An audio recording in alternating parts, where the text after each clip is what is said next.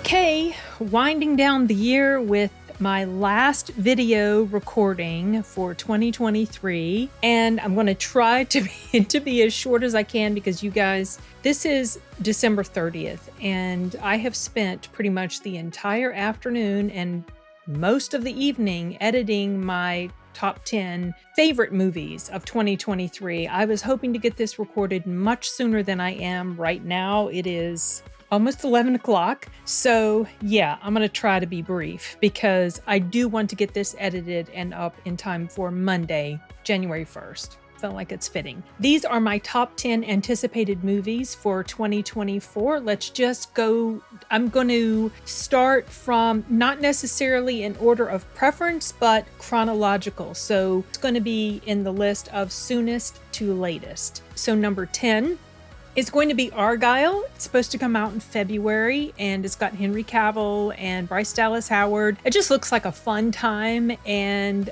I'm there for it. Ever since I saw the trailer, I thought it was going to be really enjoyable, and I am looking forward to watching this. As soon as tickets go on sale, I will be snatching one up. This is directed by Matthew Vaughn, who is a competent director. He did Kick-Ass, Kingsman, X-Men First Class, Layer Cake, Stardust. So I have confidence that he's going to do a really solid job with this and give us something super fun. It's also got Sam Rockwell in it. I meant to mention that. The synopsis for Argylle, I forgot to mention that in the beginning, is an introverted spy novelist is drawn into the activities of a sinister underground syndicate. Sounds like fun. So yeah, looking forward to that one. Okay, number 9. Kingdom of the Planet of the Apes. This is coming out May 2024. It's got Freya Allen and William H. Macy in it. It's directed by Wes Ball, I believe, who did the Maze Runner movies. So not the same person that worked on the previous trilogy. I think maybe... I'm not sure if it follows Caesar's son or not. It said the synopsis is many years after the reign of Caesar, a young ape goes on a journey that will lead him to question everything he's been taught about the past and make choices that will define a future for apes and humans alike.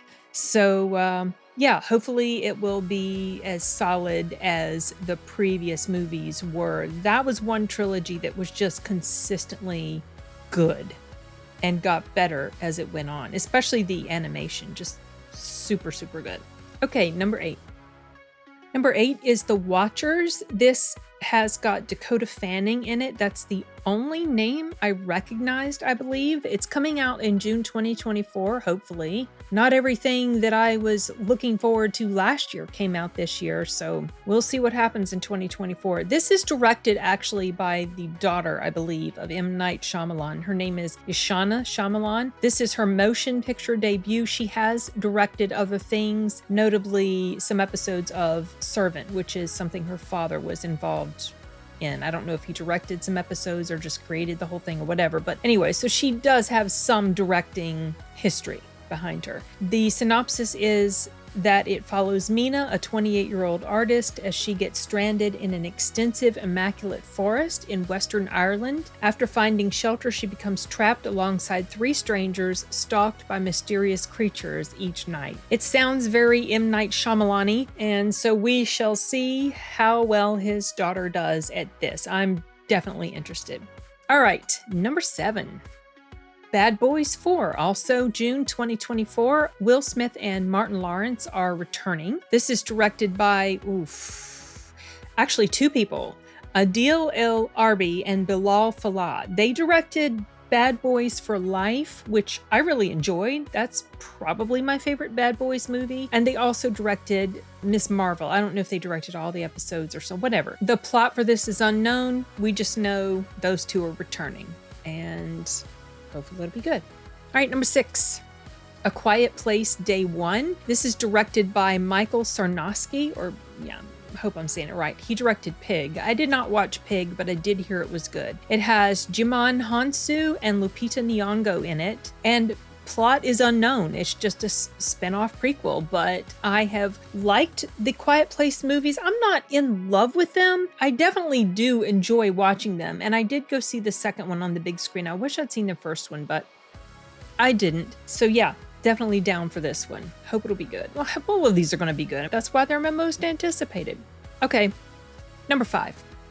This one is called Speak No Evil, and it has James McAvoy and Mackenzie Davis. It's directed by James Watkins, who did The Woman in Black and an episode of Black Mirror and Eden Lake. I wasn't a huge fan of The Woman in Black, but that's just me, not necessarily anything to do with his direction. This is actually a remake of a 2022 foreign language movie called Speak No Evil. I remember that was up for potential viewing through Sundance, like to watch their virtual screenings. I did not choose that one, but when it did come out, I was hearing really good things about it. I just never got around to watching it. So the synopsis is a family invited to spend a weekend in an idyllic country house go from a dream vacation to a psychological nightmare. Like I said, I never saw that first one. I heard it was more psychological horror than anything else. This is almost looking like real visceral horror. I don't know if they have changed the story up for this remake. Eventually, I will probably watch the original. I just don't know if I'm going to watch it before or after this one. Oh, I forgot to mention this is coming out in August 2024, if you can't tell already. Okay, number 4. Well, this movie was on my list last year and then it got moved. I think because of the actors' strike or something like that. This has Aaron Taylor Johnson and Russell Crowe in it. It's directed by J.C. Chandor. I don't know if I said that right. He directed Triple Frontier and A Most Violent Year. I have not seen either of those. But if you're familiar, Kraven is a Marvel comic book character, and the synopsis is that Russian immigrant Sergei Kravenov is on a mission to prove that he is the greatest hunter in the world. One of the main reasons, well, pretty much the main reason I am interested in this is that he's one of the lesser known MCU, or he's one of the lesser known Marvel characters. I have just a very peripheral knowledge of him. I remember him, I think, from when I used to read comics or a little bit after I read. I don't remember when he first became, when he was first introduced, but I've been interested in this since the beginning. I like Aaron Taylor Johnson. He proved himself to me when I saw him in Bullet Train. I've seen him in other things, but Bullet Train, he just really pulled off that super cool sort of persona that I feel like he will be able to embody in this movie. Okay, number 3. This is for a movie I'd never heard of until I went looking for movies that were coming out in 2024 when I made this list. It's due to come out in September. It has Brad Pitt, obviously George Clooney. It's directed by John Watts, who did Spider-Man No Way Home, Far From Home, Homecoming, some episodes of The Old Man, which I did start watching, and that's actually pretty good, and Cop Car, which was decent, I thought. The synopsis is just that it follows 2 lone wolf fixers who are assigned to the same job. Looks intriguing. Definitely interested. We'll be checking it out. Hopefully it does come out. Okay, number 2, it is due to come out in November.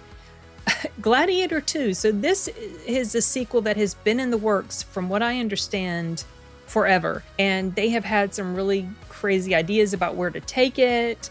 I've heard all sorts of different things. I understand that Denzel Washington is going to be in here. I love Denzel. I'm just curious to see how they're going to weave him into the story. Like, what role is he going to be playing? It's got, I believe, also Pedro Pascal, who I'm getting a little bit tired of now at this point, and someone named Paul Mescal. I don't know if I've seen him in anything. His name is the first one, so I'm assuming he's going to be playing the character of Lucius. The synopsis is that this follows Lucius, the son of the chick from the first movie. I think her name was Lucilla. So this is obviously after Maximus's death, and I don't know, I guess we'll see. Oh, I see Djimon Hounsou is returned, so that's cool. And Joseph Quinn. Gosh, I can't remember who Joseph Quinn is.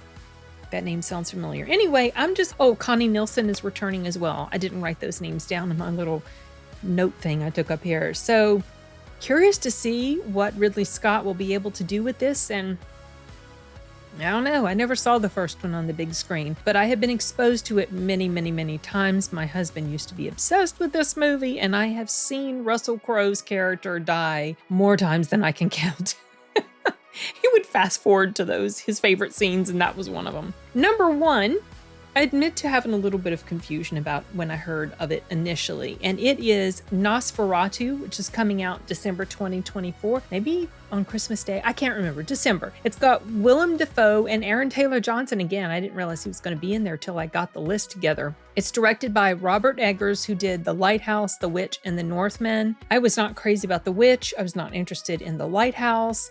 I liked The Northman okay. I wasn't super blown away by it. But the synopsis is a gothic tale of obsession between a haunted young woman and the terrifying vampire infatuated with her, causing untold horror in its wake. So when I heard about this initially, and I heard that Willem Dafoe was attached to it, I thought that he was going to be reprising the role he played in that other Nosferatu type movie. Gosh, I can't remember what the name of it was. Shoot.